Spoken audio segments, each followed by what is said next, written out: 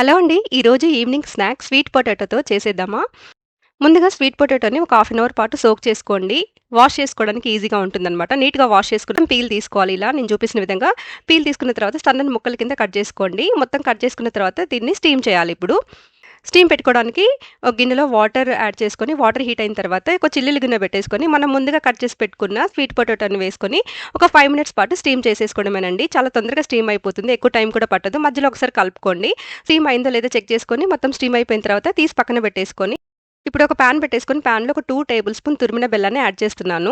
So, బెల్లం కొద్దిగా కరిగిన తర్వాత ఒక 1 టేబుల్ స్పూన్ నెయ్యిని కూడా యాడ్ చేస్తున్నాను. యాడ్ చేసిన తర్వాత 2 కలిసేలాగా బాగా కలుపుకున్న తర్వాత, మనం ముందుగా స్టీమ్ చేసుకున్నాం గదా! స్వీట్ పొటాటోని అది వేసుకొని జస్ట్ ఒక 20 సెకండ్స్ పాటు అటు ఇటు కలుపుకోండి. కలుపుకొని డిష్ ఔట్ చేసేసుకొని పిల్లలు ఈవినింగ్ స్కూల్ నుంచి రాగానే పెట్టేస్తే పిల్లలు చాలా హ్యాపీగా తినేస్తారండి. చాలా స్వీట్‌గా ఉంటది కాబట్టి వాళ్ళు కూడా హ్యాపీగా తినేస్తారు. సో, వీడియో నచ్చితే మాత్రం లైక్ చేయండి, షేర్ చేయండి. మరిన్ని ఇంట్రెస్టింగ్ వీడియోస్ కోసం సింప్లీ సరిత ఛానల్‌ని సబ్స్క్రైబ్ చేసుకోండి. బాయ్ అండి.